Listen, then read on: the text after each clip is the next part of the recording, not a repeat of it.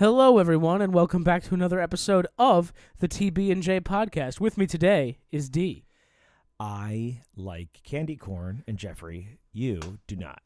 Most people on the planet Earth hate candy corn. It is the grossest of all candies. It shouldn't be called candy at all, actually. And you, dear listener, should debate this. Either way, we're here to talk about House of the Dragon. Fine. Ah, you ruined my joke. I was going to say we're here to discuss the John Fetterman, Dr. Oz debate going on right now in the state of PA. Oh, wow. So that just clicked everybody off.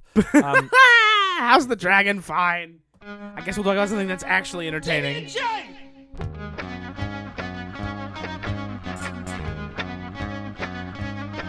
TB&J!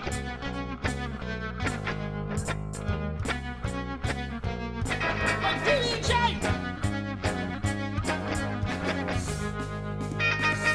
TB&J! So, House of the Dragon is now concluded its first season. And we've reached the conclusion. The conclusion of season 1, and season 2 is slated to begin filming early next year. So they have a few months off before they start back into it. Thumbs up, thumbs down. First off, This episode's a big thumbs up for me. holy fucking shit, it is. God damn.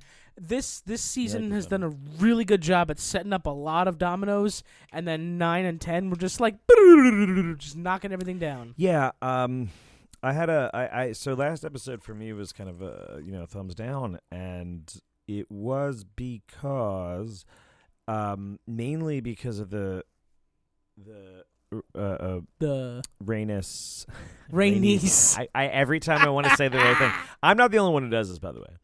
And a number of podcasts I listen to kind of mix it up, and I literally just keep mixing it up. But Rhaenys, if that's her name, I don't know. So the entire portrayal of this episode, and this I think was kind of the hook for me, which is just amplified by the ending, which is magnificent. But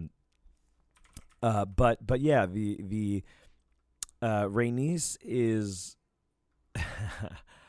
I think, and I want to go through this scene by scene, but I want to throw this out at the beginning here. I think the big thing that's going to happen in this thing is that Rhaenys is playing the long con, and she's. You think so? Yeah, she's going to try to little finger her way to sovereignty. She's going to try to do the Nymeria play, like the from Dorne, like the just standing tall to like the other queen, because like the way I was very like, what's going on? She's just fucking saying whatever, and I'm like, no, like what good is that, right? What good is that she gets. So I'm just going to put these pieces there, and when we see these scenes as they come up, we can, debate whether they play out this way. But she basically tells the Greens, "You owe me one. Fuck you. Yep. You owe me one." And then goes to the Blacks, positions herself into a position of power. After having her husband finally pledge, I was wrong. You're right. Yeah. I'll follow you. I'm sorry it took 20 years to get here. He's now devout to her, or what's the word? Like he would demur or defer to her, like her judgment now. Like she's been playing this long game of like kind of saying, I'm not going to say anything because he didn't say anything yet. And now, until he's there and able to talk about, like he's just going to side with her. Additionally, she does not bow when everybody does to Rhaenyra, and then by the end of this, positions herself as the stronghold to this. Like they are the lynch key. You need us. They need them distinctly, and they can position themselves to the worst betrayal. And it's just literally like, and you owe me one. So basically if she can kind of hold counsel and say, I have this right now. I have all of this right now. You can either let me be and I fuck off to the blacks, right? And you let me be, right? She owns her own shit. I don't have to deal with your shit anymore. We are sovereign. I think that's her long-term play. To just be like, you owe me. Now I also, you're going to owe me double, basically, for like this shit. She's secret green, kind of, just to get out of it. Yeah. I think that's what she wants. They want out of all of this shit. Yeah, I think, honestly, if Rhaenyra's like, fuck all of listen, give us the fleet and you can just go to Driftmark and be an old lady and live out There's your days. no way they fight out this shit. You don't think so? No. Maybe whatever, but like Full I don't disclaimer, think, neither of us have read Fire and Blood. No, I haven't, and I don't. But here's the other thing: is like I don't think it matters. I think that regardless of how it all plays out, blacks or what, like they probably just all die. Like is what it comes down to. Except for like the last and, one. And it doesn't matter with Rhaenys and because they don't have any really kids except for these two girls who are probably fucking dead. Because I don't see any fucking girls that look like them in Game of Thrones. So. Well, no, but they're also pledged to the boys, one of which has died. Yeah, it's just that, like, yeah, it's. I just think that, like, no matter what Rhaenys is saying at any given point, it's just gonna eventually come down to like, you fucking killed my son, fuck you, and just like at any given point, she can just say that, and you'll believe that, like, yeah, fuck it. So I don't trust her, and like I think the big tell is her, and this is where it all fell together for me to say, okay, so her blowhardness is not just, you know, a foolish kind of I'm not getting involved here, I'm not going to be the one to do this. Mm-hmm. I think it's a longer term play to be like, I'm not going to do this because this is a like, fuck that. Like, I'm not going to do the bidding of somebody else. That's not what I do anymore. And, like, everything she's done has said exactly that. And for her to now say, we will go and do this, and we'll have the whole narrow sea and the stepstones completely covered, and that's a huge foothold to the entire pivotal point to their war effort. Like, you're putting it right in their hinge. Like, they're the hinge. I mean, the optimist in me would like to believe that. This is what it's meant to do. Corlys and Rhaenys believe that by helping Rhaenyra, if she can secure the throne with their help and they're the pivotal piece of it, they'll be able to ask her for basically anything and they'll get it.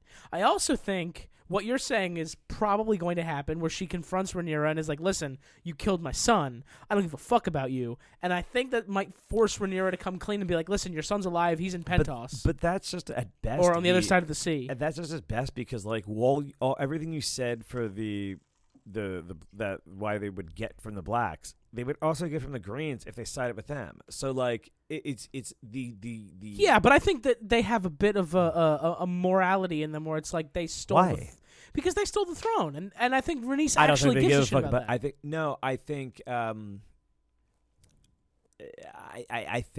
they. I think they literally said, we don't give a fuck. Like, I think that when he came back, he's like, no, but she's like, but she has fire in her. She does these things. Like, I think that's only half the conversation. And I think that, I don't know. I think that's like what you'll see. You know, or you know, you say can what see you will some, about Rhaenys, but I think she did truly love Viserys, her cousin, and maybe. his wishes were to put Rhaenyra on the throne. So them not following but his like, wishes, you know, she's straight leal to like. I just don't like. This is Game of Thrones world, and I just don't think. I just feel that she's too proud to be like, no, like to not. Like I don't know, because like she also has the speech of like, tell me you haven't thought of like being on the Iron Throne, like in the episode before. yeah, where she was talking and it's to like, Alicent. You know, maybe she sees, okay, I take this, let them fuck each other up, and I'll just be the last Targaryen left. Like at the end of it. You were right. That was Littlefinger's plan, basically. It was just let everybody kill each other. And like it does work with the irony of kind of this being what's his name's her husband Corliss's kind of ambition at the beginning, and for him to give that up only for it to go and trans. So it works for me in a lot of ways, and just Rhaenys' entire demeanor to me just reads like I'm not gonna let you make me play my hand. I'm not gonna let you make you know what I mean. Mm-hmm. I'm just gonna play it goes and wait for my moment. And this is where she has the ultimate autonomy and what's the word I'm looking for? Like convict. Like she has the most power to do what she wants to do. She has like she's in the position. She'll be in the position where her husband is deferring to her, right? Her decisions and choices, because he's kind of fucked up and like realizing that he, has failed her, and like she's in a position where the Green Queen has owes her one, and Rhaenyra is put her in the complete position of, and Daemon have put her in like a total pivotal position to their army. I just think now's the moment that she's gonna strike. She's been so that to me is like this angle that I'm like, I don't even think so. There's the speculation where I'm just like, none of that might happen, and it may follow suit to like whatever, or somebody thinks she is and kills her ironically, even though she was leal the entire time. Whatever. I can see the speculation and the whole thing going that way is intriguing and open to possibility and really neat to me. Now, I do want to get through this episode. Honestly, what? I felt like a lot of this episode is almost like, besides one part of the Rhaenyra stuff, besides the Rhaenys stuff, the dragon stuff, and like the conversation between Corlys and Rhaenys initially, I don't have a lot else to talk about, so I talk about the whole Rhaenys thing in general. We can talk about any of that if it comes up. That's the most Game of Thronesy shit in this episode, is that we didn't know, because Daemon was talking about their allies and their strategy, assuming they were all on their side, and notably when Rhaenyra gets the crown, Rhaenys does not bow. She doesn't get on a knee. And then when Daemon says we have Meleys, Rhaenys' dragon, Rhaenys just kind of cocks her head like, "Oh yeah, we do? You're speaking for me here." There's a lot that I think on rewatch and like that I'm just like, oh, you could really put this piece. You could read so much into these things, and breaking that up over the seasons could really kind of add, because you could kind of just easily just like put her on team Rhaenyra at the beginning of the season, and then just have get it 2-3 episodes in, and they just be like, "Fuck you, you fucking kill myself." Like, oh shit. Yep, they could do whatever they want. And I think they could really lull you into that, and I could be lulled into changing my mind totally on that, because I'm not even 100% here. I just think they do a great job of that ambiguity in this show, and I've criticized it for being just like, well, I do think sometimes they play it too ambiguous to say, like they say things that like don't add up or are paradoxical, right? To like I said, when Alicent is like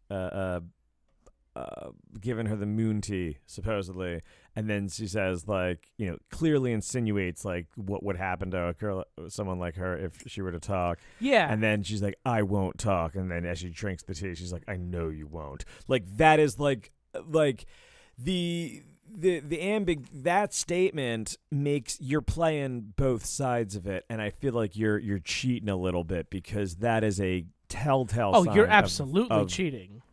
That's a telltale sign of saying, "I know you won't. I'm killing you." And like, so, like, you're really, and what I mean by cheating is that you're breaking a kind of like, how else are you supposed to imply things and not take everything as like, well, nothing means anything? Like, you're at that point, like a deconstructionist level of like, well, the storytelling has to add up. Yeah. Like, and I do want, like, and that's where I wonder, like, unless, like, what it adds up to is, like, a theme of, like, well, people don't have those types of set patterns. Like, real people aren't that... Black and white? Well, just structured. Like continuous. Like, making the same... Like, reliably making the same value-based choice each time. Yeah. Like, so, like, characters and stories are like, oh, well, they'll always be the selfish one. They'll, like, so Littlefinger will always climb the ladder of chaos, right? Like, that will be his guiding light for all the decisions that he's making. Yep. Sansa is kind of making choices, like, to get home, to, like, reclaim her, namely power. Like, it's just like, you can kind of like, oh, well, that doesn't make sense for her character. Like, that doesn't make sense for their thing. And it's like, when you have this when you're portraying these characters as like divided, right? As like divided, their sensibilities are divided. You can have the theme of just like, when shit is complicated and like, yeah, I could see it either way. And the whole bloodline is absolutely subject to that. Yeah. Then you get into these conflicts of, well, I could see it from both sides, and the twin kind of theme is absolutely continuous in this show. So like, I have to say that like, when they play that, or when they cheat almost that way, you're like, I don't want them to push it so far that you can't ever anticipate the motives of a character. Yeah.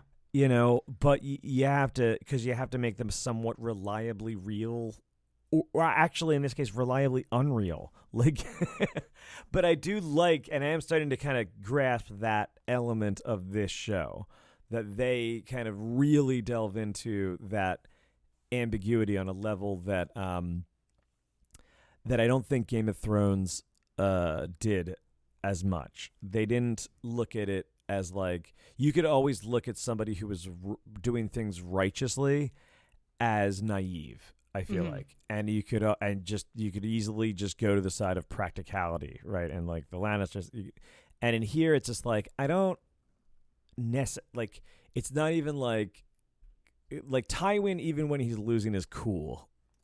You know what I mean? Like, certain characters are still like, even when they fuck up, like these characters fuck up and you're like, dude, stop. Yeah. Like, stop. Like so everyone's problematic, and kind of like, I get it. And like, some are more favorite than others. Like, Daemon is that's the other maybe scene you can talk about. Like, is a very problematic fave. He's been a fave a couple episodes now, and his problematic really reemerged this episode. Yeah. So Rhaenyra is doing her very best to not declare war, or at least not strike the first blow, she says. And Daemon is very frustrated, and he feels like she's just emulating her father, who he was always frustrated with Viserys, because he thought Viserys was not a man of action. So when Rhaenyra starts like touting these like peaceful things at him, he chokes her in the grand room with that big map board, which fucking that map table. That's gotta be it next year, right? Dude, yeah. That's it. They're gonna just and it'll be part of it. It'll be natural. They'll move now that they're at war. It's all lit up. And it's you can all have lit the up, candlelight follow around. Yeah, you can just follow that around, and we're all good. Ryan Condal, I know you're listening. I know you're a huge fan, even though you're very busy. That's all, folks. That's all, folks. Yeah. That I absolutely want that to happen, and it makes sense now that we're going to war and we have the kids flying off in different directions. One of them flew off in several pieces. The other one flew off towards Winterfell to meet Crandall Stark, whoever the fuck he is. Yeah, this Craggle. should be. I mean, I don't. Holy fuck. Yeah. I mean, that whole scene. I mean, We see the I don't know. There was the scene, I guess, with the knight. Was it Eric or whoever came? Eric, and like, yeah. And Eric. Sir Eric is. So I guess the guy that didn't help out was the guy who just showed up here. Yeah, he so Okay. I rewatched episode 9 before this. Yeah, I think I get So it. the brothers, when they were tracking down Aegon through the city, they were the Eric, who was sworn to protect Aegon. He was showing him like, oh, this is all the bullshit Aegon gets up to in his day-to-day basis. And Eric was like, what the fuck? Why are we even supporting this kid? Mm-hmm. He's clearly a motherfucker. He's clearly not fit to rule. What are we doing? Who And was Eric, saying this? Eric, with an E. Eric. And Eric, with an A, was like, it's our sworn duty to protect Aegon and to serve him, and he is next in line. And then they get into the fight with Kristen Cole. So who gets to the fight with Christian though? Eric. So okay. Eric fights Cole, and Okay. Eric looks on and says, fuck it, I don't want any part of this king, I'm out. So And he's the one who wait, frees Rhaenys. Eric frees Rhaenys. Eric is the one who stays. Okay, wait. So who fights Kristen Cole? Eric. Eric fights Kristen Cole. So don't say anything. Eric fights Kristen Cole, but he loses and gets caught. Right? He loses, Cole takes Aegon. He doesn't really get caught. He just loses and gets disarmed. He's still a member of the Kingsguard. He's still there. So then she's just free to fuck off, right? So we got Aegon, that's all we Eric, want. Eric with an E, then goes where? He apparently steals the crown of Viserys. And goes, and he then and goes he thing. frees Rhaenys. So Eric stays and releases Rhaenys. Yeah, Eric releases Rhaenys and runs away. And then with we her. don't know where he goes.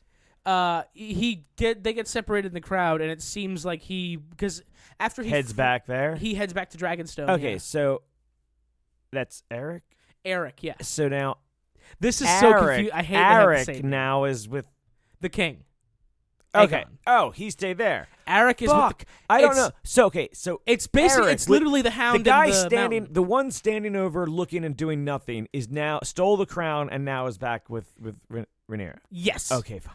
Then I don't Because he care was about like, "Fuck Aegon, Eric. I'm done with Aegon. I don't want any part of this. I'm gonna go support the real queen and free Rhaenys." Okay, so they were fighting just over who gets it, whether it's because he was Hightower's guy, and then or Otto's guy, and then the Yeah, they Kristen were both Cole was Otto's get- guys, So they were yeah. both just fighting over who gets Aegon. Not Yeah, because whoever got whatever. Aegon could try to influence him before he takes the crown. okay, so And fine. Otto wanted him to be like, "I want you to kill Rhaenyra because she's a threat to your crown." Right. Whereas right. No, I Alicent got you. wants mercy.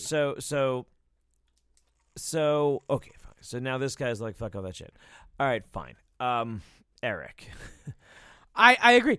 I hate that their names are Okay, that fucking similar. but they all just go into this duality situation Yep. of opposites. There's more twins that we know what to do with. Kind of, yeah. But now we've got the one renowned Kingsguard guy who's now sworn himself to the queen, gave her the golden crown of Viserys, and the other Kingsguard guy, we didn't see this episode, but he's still in King's Landing with King Aegon now, and Queen Alicent. So he's still a servant of the crown over there. The other one is just a servant of a different crown. We also have obviously this second birth scene, stillbirth scene. Dude, that was fucking... so that prop master who made I've that seen- stillbirth I've fetus was seen- fucking perfect. I've seen my wife, longtime listeners will know her as the female. Yep. Rip out an IUD like that. Yeah. An IUD. Oh, like, that makes me Just uncomfy. like no, it's fine. Dude, it's just badass. I don't know. Like it's just again this like thematic connection of this war that the women fight on the birthing plate, while men fight it on the battlefield type of thing. That was mentioned in the first episode, and it's just an interesting, I think, continuation of that. Although there was, I think, in the book this. Is more a demonic babe, like stillborn, like some of the Targaryens have sometimes, but I don't think they portrayed it exactly like that. I did like how they kept flashing between like her screaming and cutting to like a dragon's maw, and it was like it was very. Yeah, I liked the imagery that was happening. Yeah, it was well done, and just more to the lore of it, but. Yeah, it was great. So Damien's preparing for war. They get ready. She wants to hold back. We get the Corlys scene, and this scene was neat because like Corlys, I made allusions to that. Like he gives in Corey to his friends. Corey, the fell man. He he finally understands what his wife has been saying and is ready to now kind of give in to all that stuff. And it's like, Yep. what did he do, right? Like, he's like, I'm fucked up. My son died. And he's just like, we lost everything. We did that, right? And, like, he's fucks off to go to war, right? Yep. So, like, trying to put that in, like, modern context or, like, other stuff. And it's just like, you know, you do find yourself at these points where you're just like, well, I'm no good right now. I'm going to go do whatever I'm good at to feel good. Well, yeah, I mean, they're going to go do that thing to feel good, or I'm going to fuck off. Yep. Because I'm no good right now, right? And then I'm no help here. So and like the logic, right, is sound, arguably, right? But that's still his logic, right? Like, yeah. But his logic arguably isn't sound in this because, like, in the end, he is like, I should have been here, which is like the thing that like you're missing. And but like, so that's always the debate of like, you know, there's an arguable amount of space and self-care that you need to kind of handle. Sure. But then also this thing of like, well, but what happens when that's in the face of like, but you need to be here now. Mm-hmm. I need you now. I need you right? now. You're So, my husband. like, You're the right. patriarch of this family. So I do really like that complexity, and like what I can say is that he's not like, in the end you always regret not being there, Mm-hmm. as opposed to being like, well, I had to take care of myself, and all the intangibles that you Are you slamming us with some real life advice right now? Yeah. No, I'm just thinking, and this is what I think good show stuff does. When I want to talk about it, Is that like why you it showed up makes in a me think- tweed jacket with elbow patches and a smoking pipe? Yeah, I mean, I yes, that is the reason. I didn't start smoking this pipe because of my health. Oh my gosh. I did it for the look. But yeah, Absolutely. So no, I just think that like good you know, shows, good content is really gonna kind of make you make those connections, and like it doesn't matter if it's a hyperbolized version of it, it's still connecting with you on a like, you can make the connection to be like, okay, I get this scenario, even though it's absurd. Yeah. You know, or like completely like, I can't, you know, go with all the things of where we got here. It's like, yeah, I know, I get the feeling, and I can relate it to like specifics here, and that always is like sometimes hard to do when you're like, Yeah. looking at Succession and things like this, where you're like, well, I don't fucking have Succession. Like, Well, but- Succession is that other show on HBO right. with all the kids and the dad hates all of them. Like, you know, like dads. Just kidding. That's fine. Dad, I know you listen sometimes. Write in. Let me know how many of your kids you hate. I'm sure my dad will never listen to this. Does your dad know what a podcast is? Maybe if it's. Does he know what an iPod is? I'm sure someone. Well, they're mainly on the terrestrial radio, the right wingers. So like, and they kind of flooded the market on the terrestrial radio because everybody else left.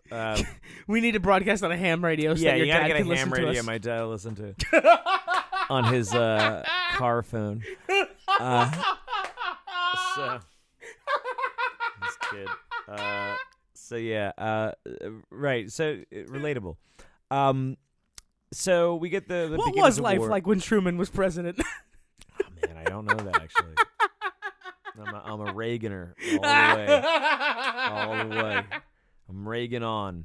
Raygon. Bro. Okay, I'm not using the soundboard today. Fuck it. Nah, fuck it. We don't care. Oh, do it live. We'll do it live. We'll do it raw. Ooh. We'll do it raw. All right, Daddy. Okay, so sorry, listeners. We sidetracked. What are we up to in these scenes? Like, is there scenes we're missing? The guy comes, gives the crown, does that stuff. We pretty much hit most of it on the head. The big thing though is that she sends her. She wants to send word to what allies she thinks she has to try to rally their support. Yeah, and they did a good job, I think, of saying that this was like they hit like when we get to the scene at the Baratheons, and he's like, "You bring a marriage proposal or anything?" Yeah, he's like, "What do you have like, for me?" You're like, "Oh, fuck yeah!" Like, and I think they did a good job of like kind of glossing over like what they were going to do, and you were more just thinking of like, okay, they're sending in an ambassador to their kid to Dragons, and like obviously this is a big deal for him, and they really focus on him, right? The kids who have to go do this, and you're really just thinking like, oh shit, he's got to go and like do the fealty thing, like make them pledge fealty, like that's a big ask, right? And then by the time you get there and you see other things, you're like, oh, what the fuck did she say to him? And it's just like, remind me of my father's fashion. Like, oh fuck, that's a great point. And it did make me forget about, you know, I of course thought that like something like that would happen, but not that they would be like leaving him in the fucking lurch. Yeah. Like he was left in. So this is a big, like, that the fact that this is where Rhaenyra has no experience and Daemon does not see the political side of like these marriages. He's just like war. And while they need Otto's, a Tyrion. Yeah, they don't have a political schemer at all. Really, like everybody's very war bound, and they do not have a solid mind in there since. No. It's and now they're just bent on vengeance. So like that was intriguing. It reminded me of like political figures nowadays that have speechwriters. And I'm like, nobody bothered to read over what she put in that scroll before it got sent off to Storm's End. Yeah. Okay. So they send these kids off, right? And like, I did love how she was like, oh, the Baratheons, their blood with your grandmother. Like, I'm sure you'll get a warm welcome. And I'm just like, is this the same Baratheons that Robert is descended from? Because I'm pretty sure they're not that great of people. Yeah. And then the guy we see on the throne in Storm's End, I'm like, yep, that seems more like it. This is just where like the real Targaryens are actually out of touch with the realm, right? Like this is where like you actually can tell that the blacks are probably the real quote unquote Targaryens. Yep. Because they literally have no fucking connections with the realm. Like they don't get it. They just like, well, you're fealty, like you swear to us, right? Then when suddenly you are not the only dragon in town, and literally, shit, they did such a great job of demonstrating, just like from the moment they start focusing on Luke, right? Luke is Luke is the one who got killed. He gets it. They do such a good, and this was borderline. Like they did just enough with this kid for this type of show to warrant his death mattering to us. Like they gave him more development in this scene, which I think he did a great job with. I think this is a hard thing to write, portray the entire sequence, and it's done. And this is why from the moment he lands in Storm's End, it is brilliant. He's also canonically 14. Yeah, and holy shit! I think it looks good. I think it looks good, right? He's a young kid, right? Yeah. I mean, what's his face has got to be 18, 19. Aemond? Yeah. Yeah. And he gets there, and it's already like, well, fuck, this could go bad. Yep. And just then, like they storm, and it's all done, and it's real reminiscent of Jurassic Park, you know, the T-Rex scene with the rain, and the rain really does help with the CGI, and it just gives it this epic, ominous quality throughout that was like, you know, Jaws like and you know, T-Rex like. And they pan in, and then you see the fucking Vhagar after watching Arax, yeah, like flying, and he's kind of like more like a bat in the wind. Yeah, he's else. so small compared to Vhagar. And then Vhagar is just like the size of the fucking castle, and you're just like, holy fuck, it's like Godzilla over there, right? Mm-hmm. So you're like, okay, huge. So Aemon's here. Fuck. What he's so I'm just like, I knew as they started to follow him, I'm like, well, all right, well, here, you're going to die. Like, you're going to die. Yep. So I thought he was dead. He landed. I was like, amazing. Can't believe you're still alive. Okay, you're going to walk into death. Here it comes. And then we get this scene, right? And the framing of it is beautiful. Eamon just looks so fucking dickish badass. Like, he's so badass. Yeah. Like, he is such a problem. And then I didn't think they can make him more badass because he's about to, like, reveal his sapphire eye, and it's just so fucking cool. And the Targaryens are supposed to have purple eyes. Like, canonically, and they're supposed to have these, like, crazy eyes, but they never did that. And, like, with his sapphire, they really get to play with that, and he's so fucking cool. And if anybody is a fucking Targaryen, it's this asshole, right? Like, he and Daemon. It's where I'm just like, and this is such a cool, I think, way they do this. So the whole it's Boris, right? Like, is his name Baratheon? Who? The guy at Storm's End. I thought they were calling him, like, He's Baratheon. It's Boris Baratheon. Okay. Mm-hmm. So Aemon apparently is going to marry one of his daughters. Yeah, he comes empty-handed. He has to have the maester read the thing doing because he can't read. That was so good. And it's just another aggravating thing for him. Like, he can't even, and he's just like a boy. And, like, you're just like, okay, kid, like, just play this. Like, because now I'm worried that, like, this kid is going to, like, somehow get hot-headed or something, or do something weird. And he's not. He's like, I'm fucked here. He goes towards sword just an instinct of fear, right? Like, he's just like, okay.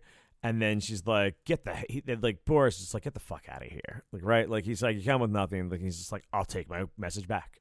Yep. And then he's like, wait, come back. Like, fuck you. He's like, I didn't come here to fight. Like, I'm a messenger. I'm just a messenger of peace. Like, I was like, that's good, kid. I'm like, the entire time I watched it, I'm like, good job, kid. That's exact. Just say that. Get the hell out of here. Get the hell out of here. Like, and then he's like, get the eye thing. And you look back at this scene and you're like, well, what does he do? Right? Does it escalate? No, I don't. Does he says if he does it, or does he kind of let him, like, says he, so, like, let's say Boris doesn't tell him to stop, right? Like, where does this go in our headcanon? Does he make him take the eye? Does he take his eye, right? Does he make that happen, right? If the bloodshed is allowed in the court, right? I think maybe. Yeah, I think so long as he doesn't kill him, he's willing to scare the fuck out of him, hurt him, whatever.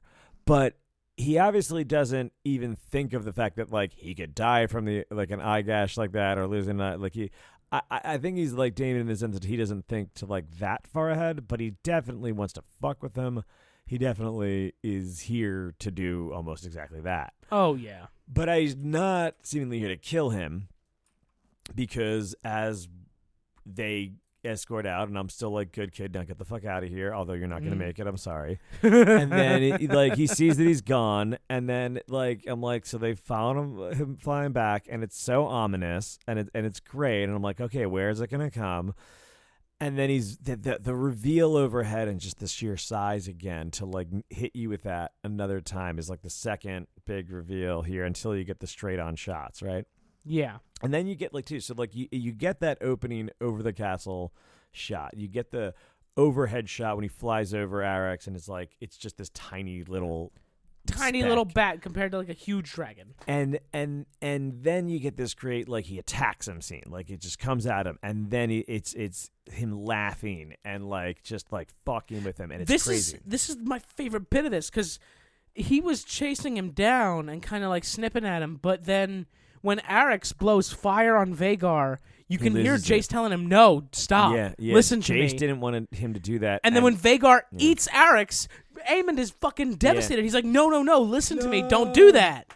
Like, neither of these boys actually wanted to kill the other. They both had you screamed in Valerian, like, obey me, no, like they did not have control of them. So Eric's like, so he's just so the this is why I asked how far does it go with the eye if this doesn't if it doesn't get stopped, because clearly he wasn't trying to kill. Like he was. The way they play this is that it's not. Now in the books, as I understand it, that's not how it's remembered. I'm sure. Which just means to me like there's just no possible way Aemon doesn't land his dragon and then fucking own that. Like there's no way he goes, I didn't mean it. I meant like. I lost control. Like, he does not say that. He fucking lands that and goes, I fucking killed him. Jacaerys is dead. Jacaerys, like, yes. Yep. How do you think this affects his relationship with the Queen, Alicent? I think it clearly fucks it up because, like, so like that there, there's your second season right here. I mean, like, I hate to say I'm about to like become a big Aemon fan because he's the coolest fucking character there is right now. Are you kidding me? Aemon and Daemon, like they're fucking. So like, this is gonna be like the next season. Like, I don't know. And just the chomping and how it all comes down is just terrifying and no, it's just it looks so good and it delivers on the tangibles, and then you get the nice walkthrough scene to the mother who is devastated and now ready. She's no longer this queen, she's just a mother scorned and ready to clean house. So yeah, and that ending scene where Daemon is like solemnly telling Rhaenyra about the death of Jacaerys, and she just turns to the camera and you can just see the fire in her eyes. Yeah. Oh my god, season 2 is gonna have so much fucking bloodshed. So okay. So we said this was a big thumbs up, right? And we're gonna give this one itself a letter grade. Separate from the series, or so far? So we're gonna give the season. So the season fun alley. Fun alley. It is a fun alley. It wasn't much fun for Jacaerys. No, but or Arryn's. Yeah, no. Rest in pieces. Yeah, the little batwings that are left. The rest of it is in the gullet. Gotta be. I hope that they digest fast. Because he was like whole. I mean, totally Vhagar's huge, and we watch Drogon. Those stomach like acids gotta burn you up pretty quick, right? Yeah, in a dragon, yeah. Maybe you pass out pretty quick. I don't know, man. Couple minutes, maybe. Is there? It's pretty horrible. Is there? It's pretty horrible. It's a pretty horrible thing to think about. You think they're just chomped to bits? Like if you get a tooth, maybe if you get ripped, but that didn't happen. He's just inside of him now. Yeah. Except like two little parts of his bat wings. I have to wonder, since we didn't see the body of Jacaerys, maybe it's just because it was so tiny. Just go check the dragon droppings. Maybe he fell in the ocean and he's gonna cast away it back to Dragonstone. I don't know. Was that Valyrian steel, his sword? So is that I mean, yeah, maybe that'll come out. There's a number of Valyrian swords that are just lost to time. It's just lost to dragon poop. If you can find a lot of Valyrian steel swords, they keep through dragons. They don't. Yeah. They're Valyrian steel. Yeah. So I think we should give this one a letter grade. Just the finale. The finale by itself. Yeah. All right. What are you thinking? I think it's I think it's an A. We don't do A pluses, right? Oh, we can. I think it's an A plus. You think it's an A plus? I'll give it an A plus. I'm gonna give it an A plus for a number of reasons. It really helped me cope with the last episode, which I was like very about in a bit of ways. Yeah. So it certainly. I mean, there's not a part of this episode I did not like. It seems like everything is kind of coming together in a nice way of introducing season 2 with all the bloodshed and murder and war. We get to see the side of Daemon that we thought may have been gone, where he's like choking Rhaenyra. Choking a bitch. Yeah, literally. Does Daemon gotta choke a bitch? That's. I mean, yeah, apparently. Is that what we wanted to see? No, but like I wanted to see like because Daemon kind of. You wanted the problematic side. Yes. He was too calm for you. I want my bad boy. And he is a bad boy. And I'm wondering if his like lust for war overtakes his relationship with Rhaenyra and she casts him out. I think that could happen. I don't know. There's so many ways they could take season 2. I mean, obviously, if you read the books, things go an absolute certain way. And obviously, from Game of Thrones, we know that in the end, Aegon does win this war. In the end, unless they want to. I didn't know that. Yeah. Joffrey has a scene where he talks to but I don't Sansa. know or think about that. So I'm glad I don't know which Aegon it is. All right, fine. Actually, that's a good point. Aegon, there's a couple of them, so who knows? You can't just reveal that on the podcast. Like I'm sorry, it's a spoiler from a TV show that came out years ago. It's not. It's a throwaway line that most people didn't catch. That's absolutely not true. Oh my! Okay. Yeah, I mean, all right. I don't even know what that means though. So fair. I literally don't know what it means for Aegon to win. Well, the actual line is different, but obviously you don't want to hear it. So I'll if you want, you can go look it up. But Joffrey does have a line where he says what happens in this war. Yeah. Well. Spoilers for this show, I suppose. Well. I'm in the A camp as well with you. I don't know if I said that yet or not, but yeah, definitely an A for me as well. Okay. I think the show as a whole. So yeah, I said. So how do we rate this all the way down? Because last week we had 1 through 10, baby, all in one. What is it for you? I want to go back to our 3, 3, 3. Oh, I don't know what they were. I didn't take notes. I think I was like B. I think I was like A minus B plus, like the first one. Then I was A the next part, and then I ended up being like B plus for the third, and now I'm like kind of A plus for the last. So I really feel like that's pretty solid A minus show. Yeah.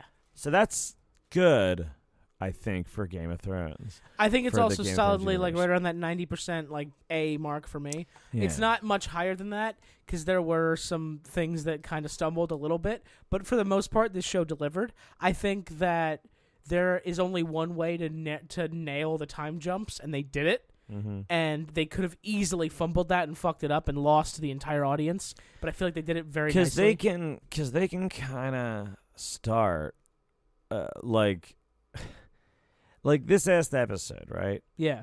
Could be the first one. Like the last 2 episodes, right? Could arguably be like the first and second episode of the season, right? You could just start with like Viserys dies. Viserys has just died. These are their kids. These are theirs, right? Okay, this woman is this person's thing. You get this, and then it just ends with Viserys dies. Aegon's crowned king. The second episode, she's crowned queen, and the war begins with the death of Viserys. That's the beginning of the season, right? So the real plot of the beginning of the season, right? Yeah. That's your big moment. 2 episodes the war between in, the kids, and then you get a little buildup of what happens next, right? So we're gonna get, I think, some buildup of what happens next. Maybe a big event in the first episode. That'd be cool. I think that's always a good way to go.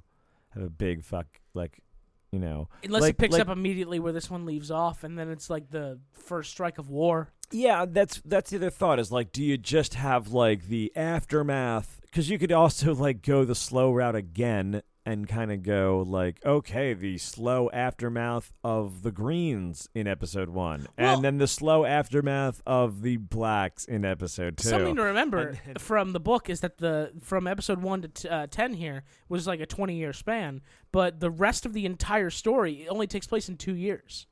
So that's what I'm saying is what I'm getting at is that you could have just this show could have been episodes 1 and 2, or episodes 9 and 10 were episodes 1 and 2. Now, what do you lose from that? A ton of these characters, right? Of who we know them to be. Crispy Cole. But it's essentially just giving them an extra season of development from what happens next. The dance has begun now, right? The dance of dragons. And what we saw was them prior to the dance, and now we'll appreciate who these characters are afterwards, because we could just easily just be introduced to them, and then because really what we get this episode is essentially the end of episode 1 of Game of Thrones. Mm-hmm. He's pushed off the balcony, and you have this inciting event. You have the death of a Hand of the King, and followed by the murder of the attempted murder of a child. Yeah. It's the same thing that starts the thing. So it's the clear like beginning point of a war, right? Of like okay, let's see what happens next, and like then you build up to these like characters. How are that you introduce to them all? That's how we could have been introduced to, what is his name? Lucerys, yeah. Before he died. Before he got 8. Oh, then Jacaerys. Or Jacaerys. Okay, so Lucerys. Then is the other one, right? Lucerys is the one who died. Lucerys. I thought Jace. No, Luce died. Luke. Dear gosh. Anyway. Okay, nobody cares anymore. It's a great episode. What do you? I'm gonna give this one a solid A. Yeah, I'm there with you. So is this continued coverage? Yeah, I think so. I mean, I've got nothing better to do. Plus, I mean, if production doesn't even start until early next year, I doubt we're gonna get more episodes until 2024. Right. Unless they rush it out in post-production and for a fall 2023 release. Yeah. Which, I don't know if that's the best idea, but they should get those time machines they use for Game of Thrones. Yeah? To travel. Well, they have dragons. They don't need time machines. They can No. literally just fly Game everywhere. of Thrones and not in Game of Thrones. No, I'm saying now. You just fly everywhere. Because you got dragons. -1. So. That's it. Wait. Damon. What about Damon? Like hypnotize a new dragon or some shit. Yeah, he's trying to. He says offhandedly, like all the dragons in the world. You know what he has to do after he stares him in the eyes like that? Make tender, sweet love.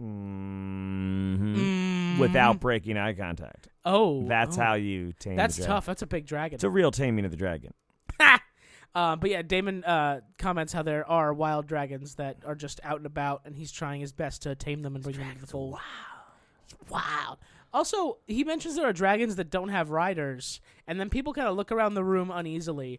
I wonder who's going to get a dragon that's not a Targaryen for the sake of the war. I don't think that happens. No, they're looking at the other girls. The other girl that doesn't have a dragon yet. Yeah? Yeah. Okay. Yeah. Okay. In that case, great. But I'm curious to see if anyone that isn't a Targaryen gets a dragon. Well, that's my wonder as to how that is, because there are ways they could go about it, or maybe things, but I don't feel like I've ever read about anybody else riding dragons. But I could see something like, Daemon has connected or melded with multiple dragons, and a way that he fights something as big as Vhagar is like couple dragons by like he controls, so he's only a rider on one, and then the other kind of telepath, like they just follow suit, so they're attacking him from 3 sides, like you get this, but you don't have to worry about a rider being lost in with like 2 of the dragons. I guess not. What are you doing over there? I did nothing. I'm sitting here. Okay. I turned the chair. Anyway, that's all, folks. That is all, folks, for this episode of the TB&J podcast. I don't know what we're doing next, but as soon as I know, y'all will know. It's probably a movie or something. Yeah, it's definitely a movie, actually. Actually, you know what I think we're doing next? John and I are probably going to cover Barbarian, that new comedy, the new horror movie done by the Zach from Whitest Kid You Know. Okay, well, obviously, I will say, keep me in the loop. We will see if I have that. I'm going to be taking a break from any like regular kind of show. Works there's really not much happening right now. So we're going to hit up for the movies. I know that we want to see Violent Night. I know we want to see Wakanda Forever. I don't want to see Wakanda Forever, but I have to. No, you're going to. Yeah, and it comes out on my fucking birthday. This is going to be such a great birthday for you. You're so lucky. It's not. I don't give a shit. Oh, man, that is... Wow. I'm going to watch it. I'm going to give it a thumbs down and an F. I feel like that makes you racist, but I don't know. It doesn't. I don't think you're racist. I don't think you'd be white and not like want to cover forever without Black Panther was so strange. Sorry, bro. It's like you don't get to say the N-word. You have to like Black Panther kind of forever. I'm just going to cut off this podcast before we say something problematic. If I don't see you between now and then, make sure you all vote on election day. Sure, I'm in the right here. What? I'm in the right here.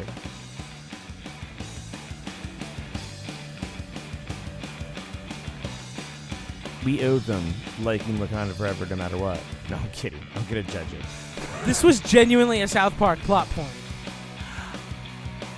great. I didn't see it. Of course you didn't. Wakanda forever.